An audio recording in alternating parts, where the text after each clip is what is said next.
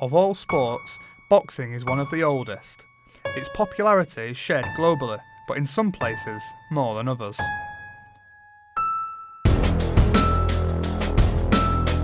$56,000 capacity crowd at the City of Manchester Stadium saw Ricky Hatton defend his IBO light welterweight title against the granite-chin Mexican Juan Lascado.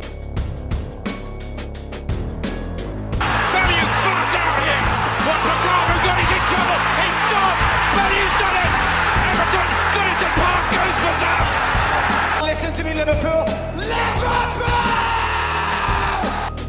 Location is something that surprisingly plays a big part in the sport, in terms of both fan base and participation. We can do it in London, around Wembley, Cardiff, it's local. The city of Portsmouth is one of these popular boxing hotbeds, except it has flew under the radar for a number of years. But there is a man trying to put Portsmouth back on the map. It's a real boxing city, Portsmouth. You know, very, very tough people on here, on this island. His name is Shillingford MBE.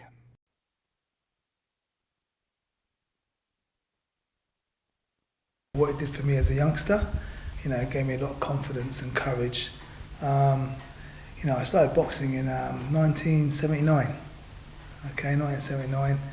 I was about 11 years old, 10 years old when I first started boxing. And we went down there because, you know, it was either run home or fight home. Do you know what I mean? It was quite roughy toughy in those days, in the early 80s. I had a mixed race kid with a white mum. It was quite difficult sometimes, you know. So I needed to toughen myself up. And the boxing club was the place to do it. You know, everyone respected the boxers. They kept out of trouble, but all you kept doing was read about them and tell them how good they were. But you never saw them hanging around the streets.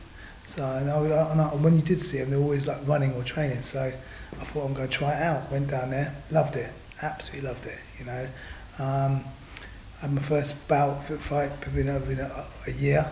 You know, I was national champion at 13 and remained that way. You know, in different tournaments and championships. Had 90 competitive bouts before the age of 18, and then. At 18, I joined the Royal Navy, right, in 1985. I had another 52 fights for the Navy as a senior boxer, so 142 in total. The plan was obviously to just use the Navy as a stepping stone to go turn pro. Unfortunately, my wrist down there, got shattered. So I had an operation to have it fused so it doesn't move. So that messed that up, you know. So luckily I was in the forces and I had security, which I quite, you know, for the first time in my life was quite good. That's why I'm a big advocate for people joining the Royal Navy or the Army or the RAF or Marines, because it gives you a good security, you know. And because of that situation, I stayed in and I became a PTI, a physical training instructor, which then allowed me to go back to my sport as the Navy boxing coach, head coach of British Armed Forces. Then I was on the England team, the GB team. When I left the Navy, after 22 years, I decided to stay in Portsmouth, but it needed a lift of a little bit more experience. You know, great coaches, great clubs, but it needed a little lift, I thought, and I thought this would be a good spot. And it's worked. You know, the club's nearly 10 years old now. We've had international boxers or national champions every year, and we can just keep producing. Do you know what I mean? But the main thing is, to go back to what I started, what I was talking about before, was we bring in a lot of people in the community. We've made it into a real community boxing club. We do recreational boxing, fitness training, we do educational boxing, and we do, of course, competitive boxing, all at a good level. Anybody want to walk in here, they can come in here, they can become a coach, they become a recreational boxer, they can get fitter, they can get stronger, they can go in confidence, they can go in courage, or they can come here and actually learn to box and compete at any level they want to. If they want to stay at club level, they can. If they want to go to regional level, they can. If they want to go for a national title, they can.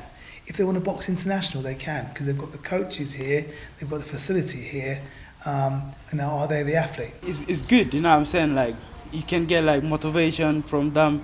You can like gain a lot of like, you know, boxing experience with Q.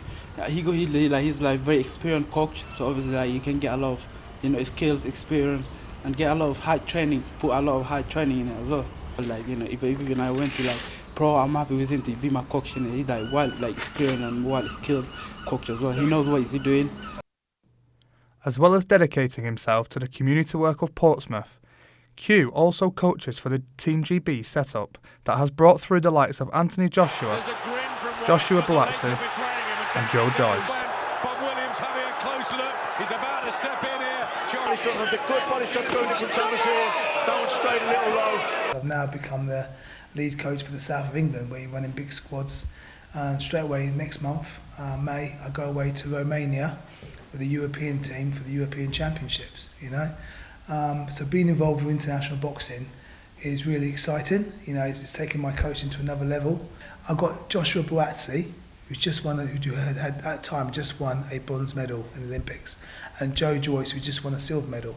They turned up in Brixton with loads of kids, do you know what I mean? And then we did some pad work in front of the children. We got the kids up there, they saw their medal, they all put the medal on. So yeah, it's a real privilege to know and to be in a friendly basis and rub shoulders with the athletes. Q's work has seen him receive royal recognition in the form of an MBE. But it's not just for inspiring athletes, it's coaches too.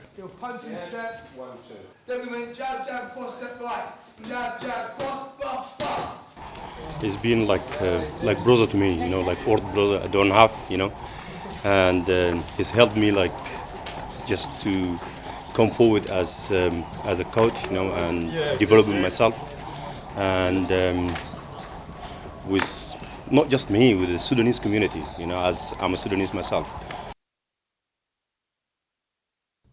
Q's work with coaches has seen him create a nearby byproduct and counterparts across the Solent. Steve Barnes owns a pound-for-pound boxing gym in Southampton.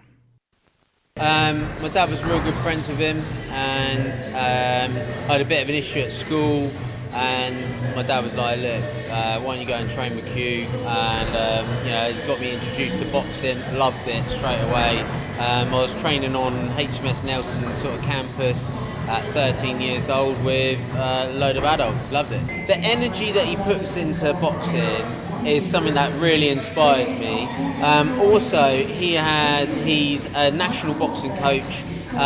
He really does breed, certainly, definitely some of the South's best, if not like the UK's best boxers that are out there. So he can teach to all levels. He's so much fun around new people to boxing, but then he can teach people at the highest level as well. So his diversity in boxing is something quite special, I think. So Heart of Portsmouth normally come to our shows. They're always more than welcome. They've always got great kids, great teenagers, and like I say, they produce national champions. So yeah, we're always keeping an eye on what they're doing.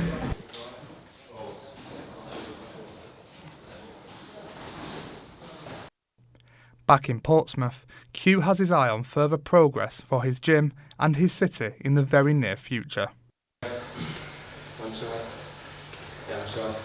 And just gently with your neck. International boxing has happened twice right down south in Portsmouth, and I've organised both of them. One was about 20 years ago, when we had the European Schoolboy Championships in HMS Nelson. When I was in the Navy, I organised it then.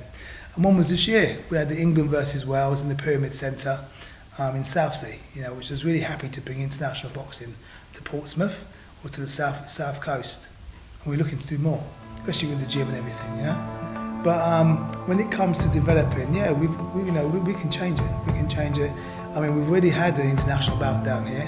When I get the hall next door, I'll be looking to put the 3 rings in there, which you need for a centre of excellence, or for England to bring a squad down here.